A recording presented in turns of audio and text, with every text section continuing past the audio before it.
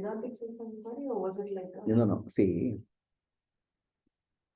there is something called Brahmavichara. Yes. Okay. And there is something called Atmavichara. Right. Okay. Brahmavichara is the totality. We start from the universe. Okay. And then take individual as an aspect of universe. We start from the bigger picture, come to the individual. So when you have, then where in Vedanta's Brahmavichara, when you talk to the universe, then you have to explain what is the universe is there, why Maya is there, there's a creation, all those things you have to start explaining the top level. Then you get down to the individual level. Right? So that is total inquiry is called Brahmavichara. That's the topic of Brahma Sutra. Out of that, when you come down to the individual, it's called Atmavichara. Right. Okay. So in Brahmavichara, you have to explain the creation, the world, the prana, Maya, all those things. Yes. In Atmavichara, you don't get into all those things. That's already, you're left that. You have come to only myself, what I call as myself. Personalized. Person. Okay. So, Atmavichara or self-enquiry, in a sense, a subset of the Brahmavichara. In a sense. Yes. Okay. So, Ramana Maharshi says, don't get into Brahmavichara, get into Atmavichara. Right. Right. Okay. That is, I mean, don't have to start from top down. So what happens is that in this approach, there are two different approaches. In the top-down approach, Brahmavichara, coming to Atmavichara, you are considered, or individual is considered as work in progress. I am trying to achieve perfection. So because I'm the totality, I'm a part. So I have to do Karma Yoga, Bhakti Yoga, Kriya Yoga to become more perfect, purification, to realize myself. So individual is always treated as work in progress. When you come to self-enquiry, there's no work in progress. You are already perfect. Recognize the perfection. To recognize the perfection. Wow. So in Brahmavichara, if you look at start from totality, then you are always a work in progress. Karma, the karma phala, all those things are there. What do you call it? So much of I'm born, I have to do something, I have to do karma yoga, I have to do puja, I have to do yajna, okay, I have to do service. All this work in progress is called Brahmavichara. In Brahmavichara part, it's a part of that. Naturally, in the bigger picture where you are, you say I'm suffering. So you are suffering because of this reason, do karma yoga, like that, work in progress. You are treated as work in progress until you reach perfection, until you come to Atmavichara. But once you come to Atmavichara, you are told you are already perfect. With respect to universe, I appear to be imperfect. And the top level. That's why Vedantic approach says, do karma yoga, do upasana, then come to jnana. When you come to jnana, you are come to almost the karma yoga and upasana. Upasana is actually, meditation is upasana in Vedanta. Nididhyasa is not meditation. Upasana and karma yoga will prepare you for jnana. That means you are work in progress. So when you come to jnana yoga, it's listening to Vedanta texts. And Vedanta is a set of prakriyas. Okay, Vedanta is not something to acquire. Vedanta is a set of processes, and each process delivered in a very clear way with a realized master will lead to certain realization inside immediately. It's not after. Any one of the prakriyas. Everything is a prakriya. In Vedanta is prakriya.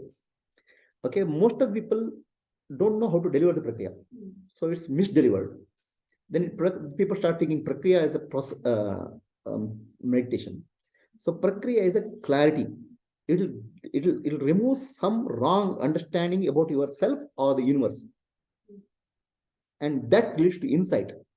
A set of insights will open up something in you. A clarity emerges. That's called enlightenment. That's a Vedantic process.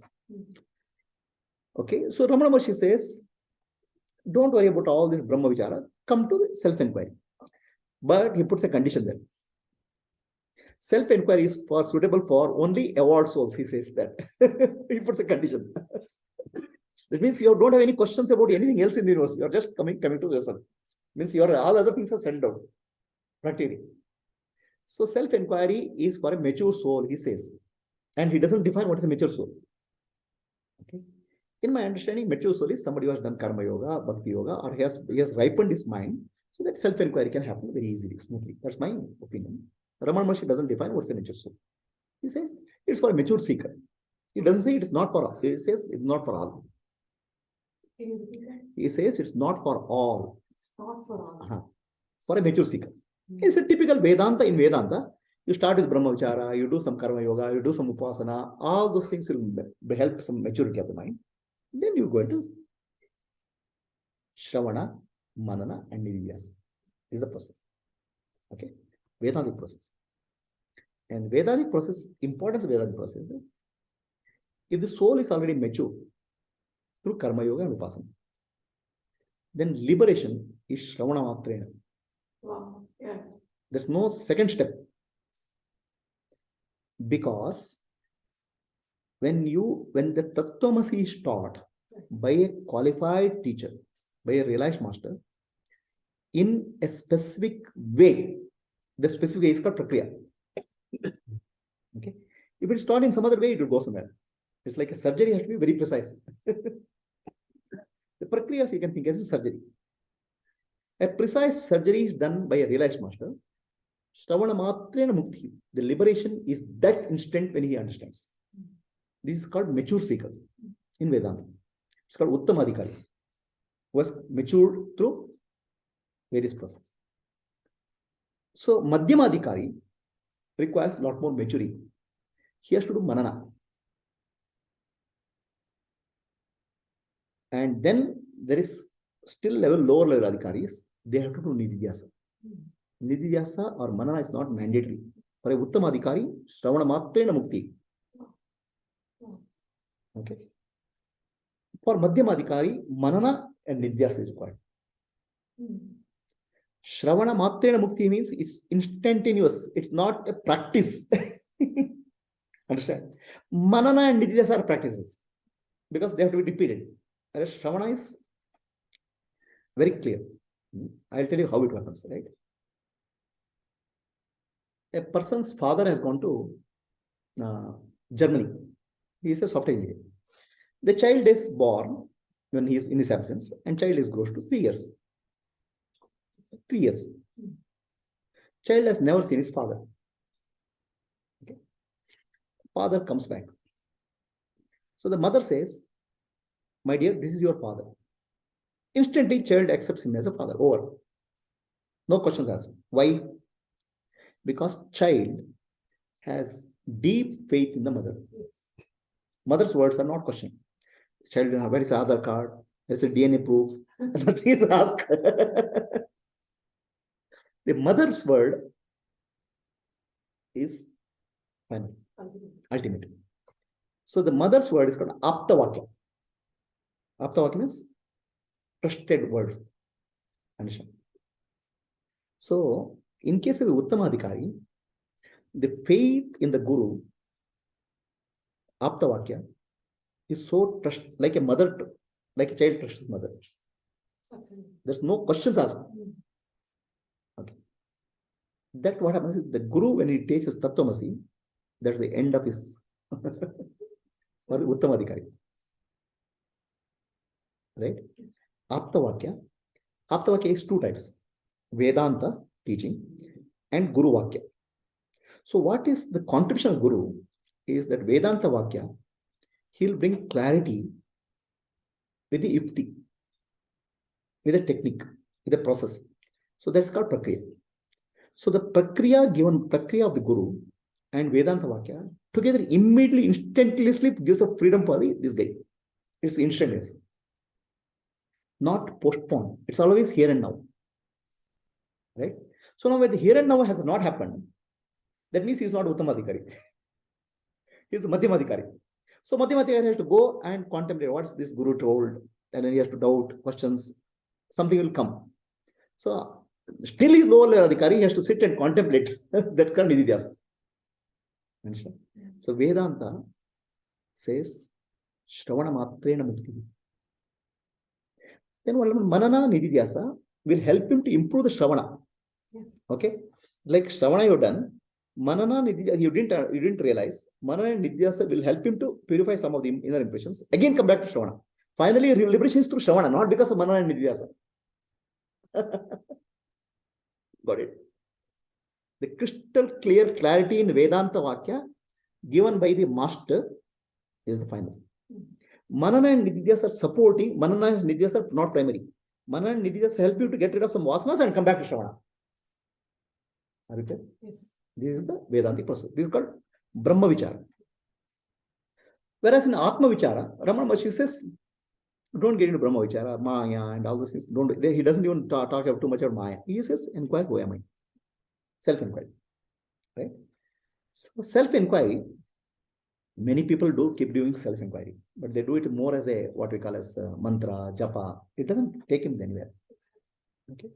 Self-inquiry is the ability to discriminate the seer and the seen. Drakdrishya. Ability to be aware. I am the Sakshi. Okay. So now, when you trace the source of thoughts, Ramana Maharshi says, go to the source of thoughts. Right? What is the source of thought? So Ramana Maharshi says, Ramana Maharshi teaching. I'm going to Ramana Maharshi teaching. Yes, Okay. pretty much. Ramana Maharshi teaching. The self is in the right side of the chest. Okay. Self is in the right side of the chest, he says. Then you ask him, how can the self be in the right side? No. It's given as an indicator, he says. Okay. Self is not a physical place, is not possible. But Ramana Maharshi gives on the right side of the chest. Okay. Become aware. Okay. So then there is, at that place, you will recognize the self as I dash I. Right? So what is happening is our attention or energy, prana, operates at different levels. In the waking state, it operates through sense organs.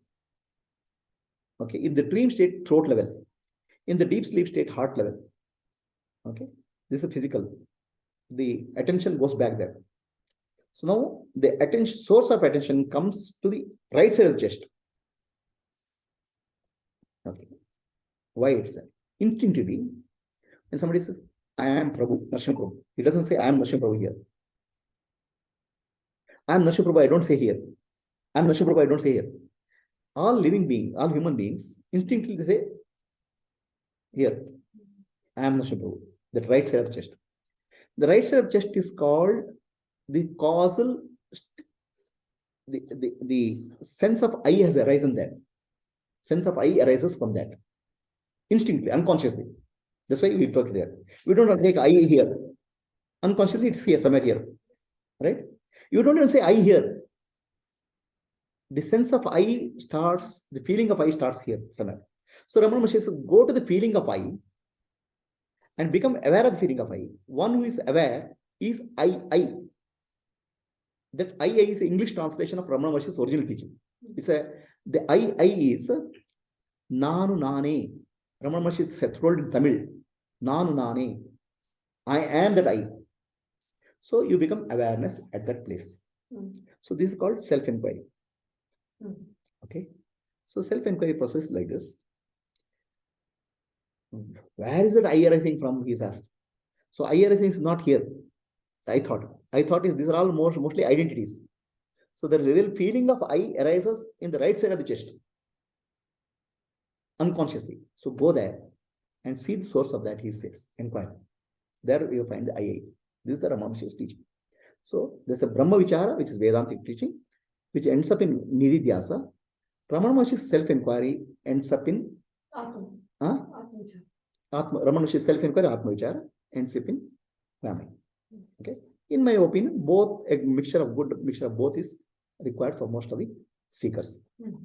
Okay. So did I answer your question? Yes. Now I'll take you through the process, which you want.